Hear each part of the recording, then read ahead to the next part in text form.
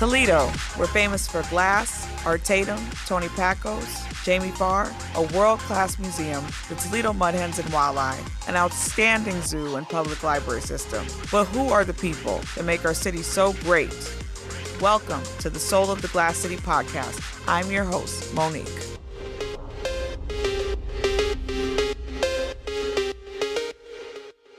Today, I have such a special episode for you guys. This is something that means a lot to me, and I consider the people that are in the studio family. And I just want to say I'm so grateful that they made the time and the energy to come, because it is really deep that they are here. And I will explain why. I'll let them explain why. But I would like to introduce the Johnson family. I got Mama Johnson, Bobby Jo, and Landon Johnson, and they are here today to honor a very special man, and I'm going to let them tell you who that is. So everybody, starting from Mom, can you introduce yourself? Hi, I'm Becky Johnson, Brandon Johnson's mama. I'm Bobby Raftery. I am Brandon's oldest sister. I'm Landon Johnson. I'm Brandon's oldest son. Can one of you tell us who Brandon Johnson was and a little bit about him before I start asking questions? I can say one thing. He was a bag of chips in our book, The Center of Our Life. It's changed our life forever. But we'll keep him alive, keep that memory and legacy of him alive until we're not here anymore. Just a great person all around. I mean, a family man, someone who cared about his community deeply. He just loved his family, loved his, job, his life. He just, lived every day to the most that he could. And Brandon, he was very well known in the community, both for a lot of his business dealings that he had. He owned a lot of different companies, as well as his charitable work, and also just his kind soul and the amount of friends that he made. This question is for Bobby Jo. Brandon was known for his generosity and giving spirit. Can you share a specific moment or memory that highlights just how much he gave to others, both personally and through his businesses? I would say, so we were doing what he called the Christmas Miracle. He created that about 8 years ago, and so Brandon has always been a very giving person, but Christmas was especially meaningful to him.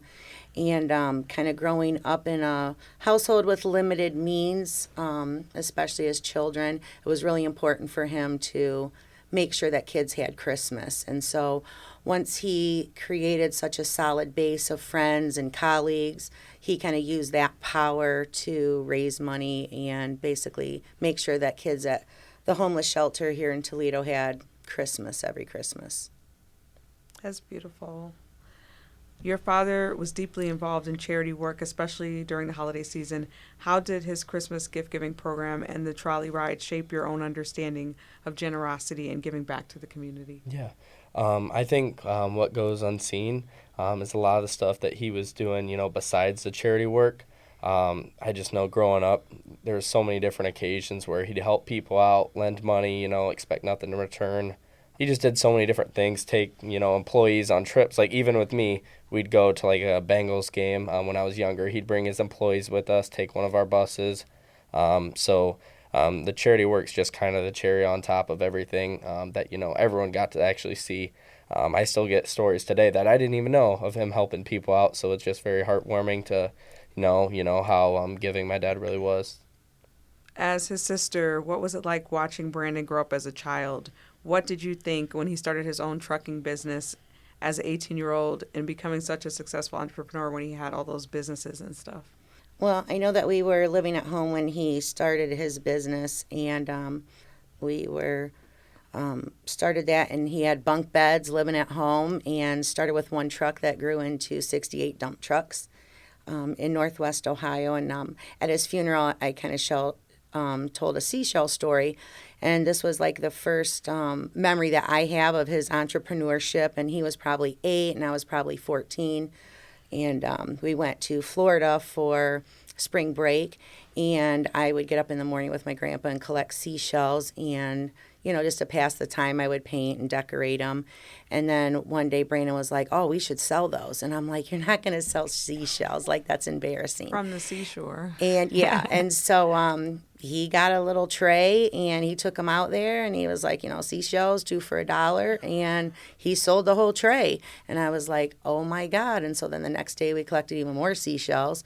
And basically, when he would just pretty much even go to like teachers and say, hey, I will write your name of all your students on it for spring break that you can take back like as souvenirs. So then we were selling in bulk, like 25 seashells at a time. So his entrepreneurial spirit like just started at a young age, that he was never scared to sell anything. We always tease in our family like he could sell ice to an Eskimo. What would you like to say, Mama Johnson? It just brings back memories because he had such a confidence about him at that young age.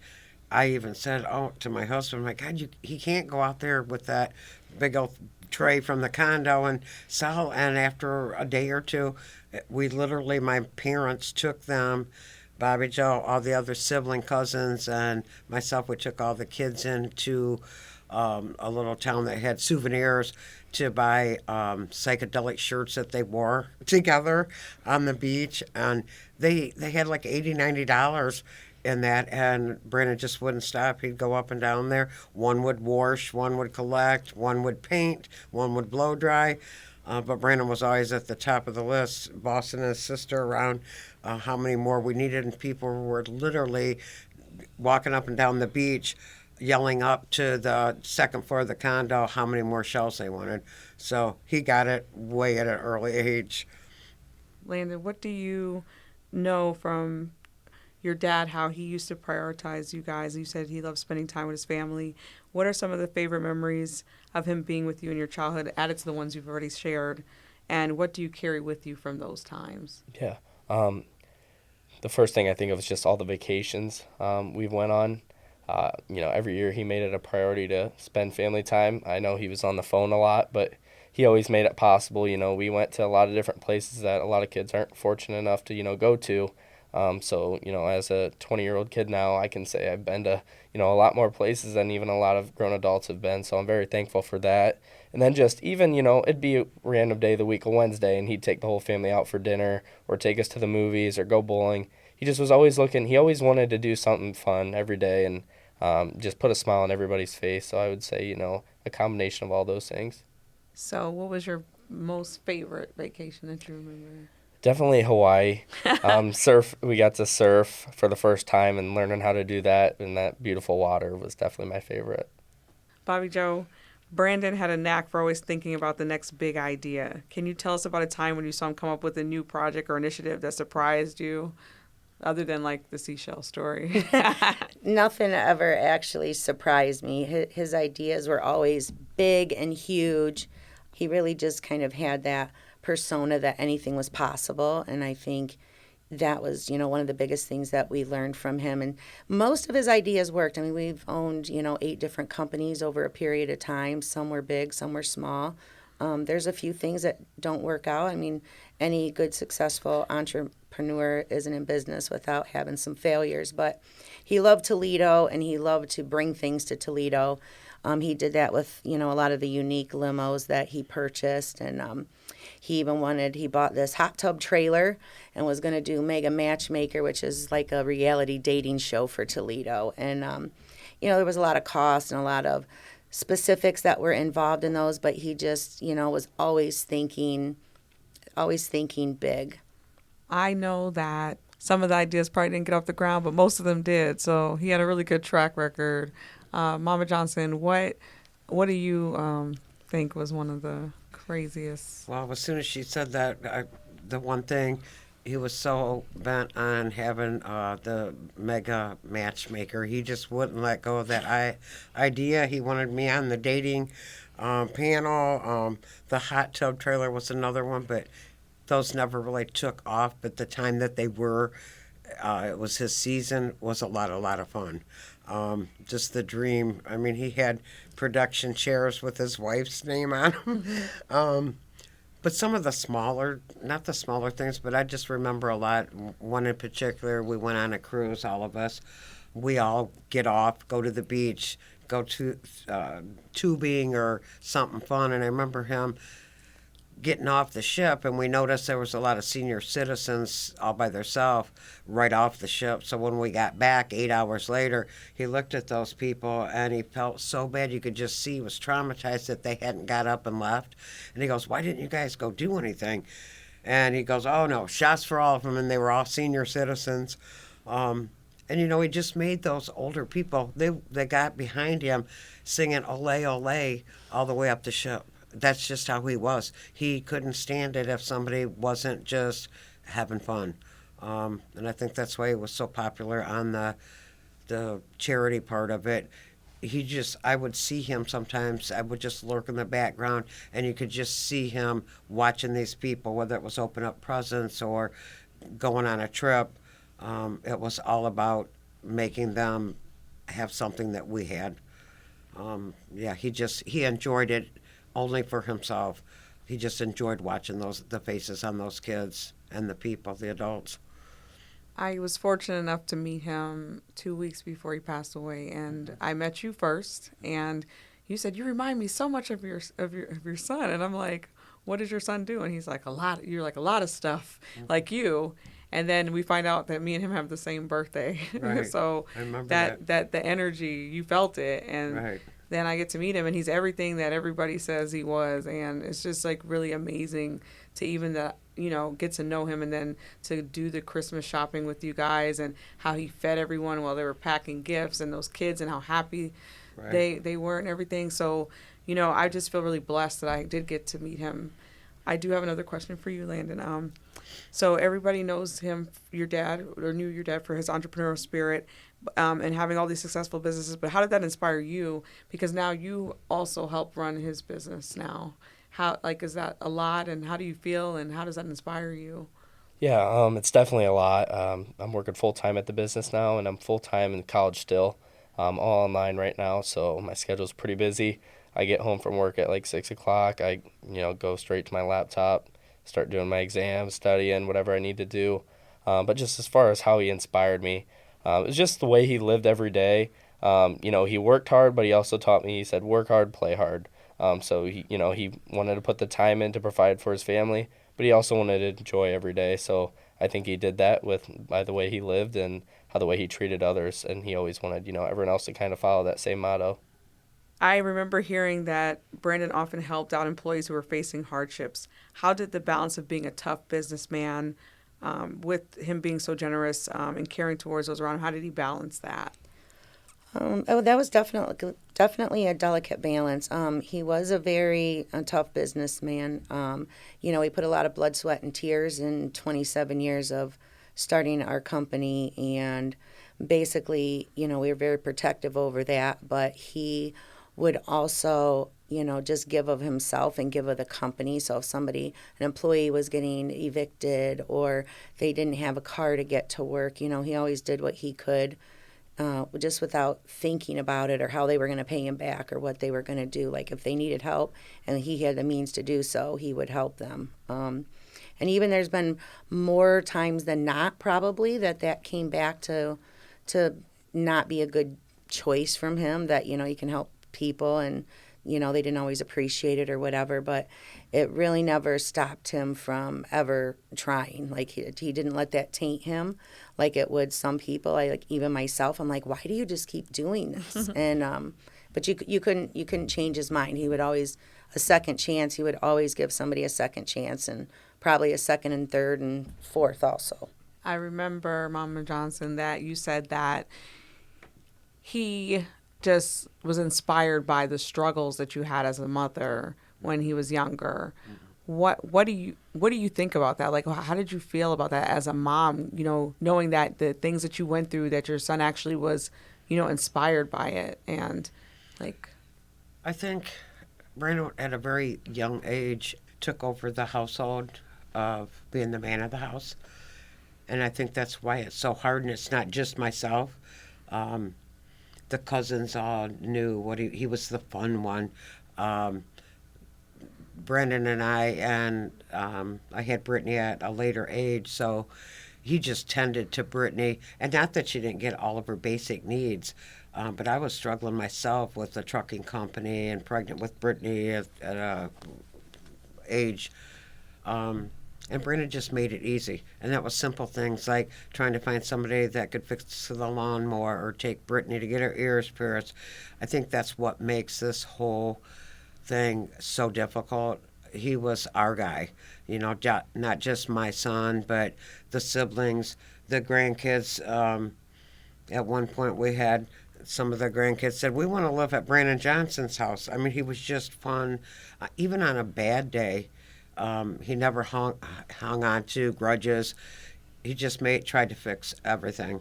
And for the most part, he did. And it's real hard to just lose that all of a sudden. We're just still trying to find our way. Everybody sees it as the business and the friends but it was, for us, it was personal, and that's why it's so difficult. I mean, we all work now, kids are graduating, but it'll never be the same without him. Right down to my little granddaughter, she just idolized him. And I think most of us at this table and most of the other siblings and kids, that's what Brandon was all about. He was just the fun one, and he built such confidence. We seen him change from a young 18-year-old that all of a sudden had a family of his own, and you could just see it when he was at the Walmart shopping. Such a confidence about himself. He didn't care if you didn't like his flashy jacket or not. That he just found his own way, and it's real hard to not have that anymore. And that's why I think we struggle so hard to keep that memory of him alive. I read that Brandon often said, "When I do good, other people do good." What do you think that he meant by this, and how do you see that philosophy continuing his business, Landon? Yeah. We kind of always knew as siblings growing up when the business was doing good and when it wasn't. For example, when the business was doing good, he'd be texting us, "Hey, after you get off school, I'm going to come home early. Let's have a poker night. I'll throw in $100 or $50 or whatever into the pot, and then we'll go out to eat or something after." Or, for example, obviously taking all the employees on vacations and taking them to, NFL games and things of that nature. He always, if he was doing good, he made sure everyone else around him, was compensated or having fun. He didn't like to have fun by himself. He wanted everyone to enjoy things. So that was definitely what I would say about that. What do you hope to carry on with his legacy? Yeah. Our whole family's life turned upside down in a matter of minutes. It's kind of hard to, describe exactly how it feels, but it's more so like I know what he dealt with growing up, so it makes me, feel like, if he did it, I want to do it for him, be strong for my siblings. It's just kind of hard. Like, I feel so grateful for having him as long as I did. It's just a weird feeling going to, my younger siblings' basketball games, football games, parents' night, senior night, and not having, your dad there to support them as he did for you. So definitely that's been the most difficult. The business and school has been hard, but it's just not having, him there for my other siblings or having him there for advice, with everything going on. So that was definitely the most difficult. And I'm sure your strength is holding up your siblings, because they're like, how old are they now? Yeah, so my brother is 17, then my other younger brother is 15. Bobby Joe, I wanted to ask, what would you say is the most important lessons that Brandon taught you, either through his actions or his words, and what will you carry on with you moving forward? Basically, making the most of every day and putting family first. That's pretty much how we're all getting through things, is we're doing it as a team and we're doing it together. I will say, what I want people to remember, what I guess I have learned, even though I've worked side by side with him my entire life and I know what he's about. Lots of people, he was very popular, so he was just like the mayor everywhere he went. And, he just had such a huge following. So, he would go to a chamber meeting or a Destination Toledo or somewhere, and just like anywhere you went, people knew him. So, he had just a larger-than-life persona. And, when he passed away and we were getting out of the car to go out into the funeral home, there was, by the time we arrived early as family, there was already a line of people that was, out the door and around the corner. And pretty much people waited in line over an hour to pass through to give their condolences. And so I guess he always seemed to just want to be famous, you know. And so that was kind of his gig, you know. And it's like, you know, if he could have saw what we saw, and I'm like, people die every day that own businesses, you know, that own community businesses or, you know, family businesses or, you know, are good in the community. And it's like, wow, but if you got to see that and you got to see the impact that they didn't come because he owned a business, or they didn't come because, you know, they rode a bus, or because they worked for him in a dump truck. You know, that amount of people that come support your family came for much bigger reasons. And that was just the kind of person that he was and how he lived his life. And it was very apparent that, you know, at the end of the day, he was pretty famous because what he's going to be remembered for was something way beyond the business that we built. Oh, God, it just brings that night back. I remember leaving the hospital, and even at the hospital, there was lines of people that must have got word, and that's before we knew that he didn't make it, just giving us our space. But I'm talking like 30, 40 people just out of the woodworks. One that just had a hip operation, come in a walker, I visualize that, and I remember some of those moments that they just ran to us at that time to help, because there was a lot of us to help pick up and hold these kids and ourselves. I mean, it was our whole immediate family. But just seeing the people, a lot of times, I remember that funeral home, and for the first time, people didn't even have the words. They didn't, best of our friends didn't have the words. They knew how close we were. And we still laugh today. We're like, he was all that in a bag of chips. That's what he used to say. Mm-hmm. We know he's all that in a bag of chips now. We knew it back then, but now he was. He was just so much a part of our life. We don't know how to still do this. You know, we function, but we function as a small, immediate family, and we know when somebody's down, and it happens daily, weekly, but we kind of know now who's not doing well, and we try to surround them. We'll have sleepovers, and that was another thing about Brandon. Bobby Jo always got the sleepover parties at her house, and her husband's sort of rough and gruff, and he's like, and you're not staying all dang weekend either, because once Brandon got us all there, we didn't want to leave. We just, you know what I mean? And we did that same thing after Brandon's death. We lived together for somewhat weeks, months. You know, he was always one to have sleepovers and blow up beds and order pizza. Yeah. But we found by doing that, and we've gotten together a lot since Brandon's death, because that's the only thing we know that helps. Seeing these kids, having the grandma there, having the cousins. Sometimes the cousins, when they were little, they would run around in a circle, hugging each other, saying, never let go, never let go. And we still have that. We just don't have him in the center of it. Mm-hmm. I know you guys do like an annual event to honor his memory. Bobby Jo, can you share that with us? March is his birthday month, so it starts out like in the St. Patrick's Day lime green jacket he was wearing, and he was just, it started from that one all the way to the end of the month for his birthday. So we, after his passing, or pretty much before the funeral was even planned, we created the Landon Johnson Miracle Foundation, a nonprofit in his name that will help us carry on his Christmas miracle work. So you could find that on Facebook and our website, the Landon Johnson Miracle Foundation. And we do have like free will donations for bracelets that we distribute that have some of his mottos on them. One being, a legend never dies, and then family first and make memories.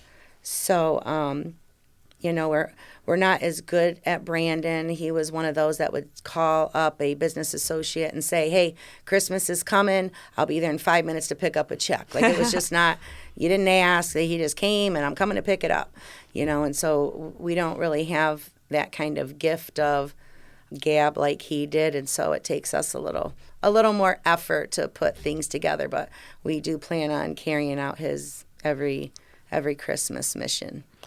And hopefully the people that have been surrounding you guys with love and the people that he supported are still around supporting you guys. I know I am, and I will continue to do that for as long as I am able. So thank you so much for you guys taking the time out of your day off of work for a second to come to the studio and be with us. We definitely love and appreciate you, and we definitely loved and appreciated Brandon. Thank you.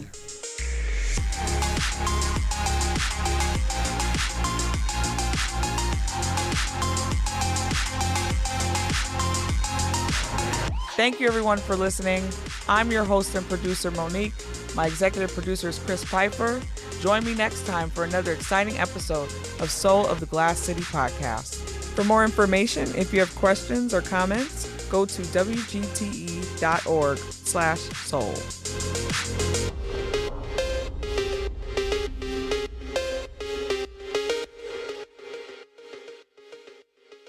WGTE.